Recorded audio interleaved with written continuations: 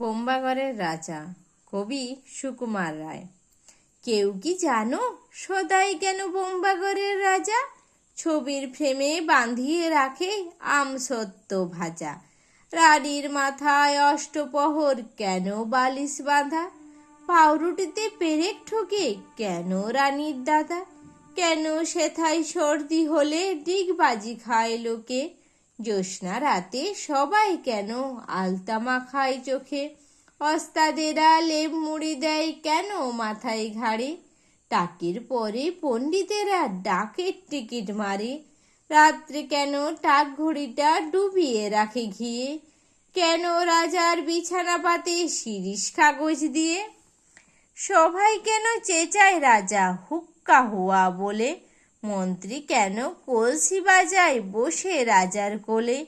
সিংহাসনে ঝোলাই কেন ভাঙা বোতল শিশি? কুমড়ো নিয়ে ক্রিকেট খেলে কেন রাজার পিসি? রাজার খুড়ো নাচেন কেন হুকোর মালা পরে? এমন কেন ঘটছে তা কেউ বলতে পারো মোরে?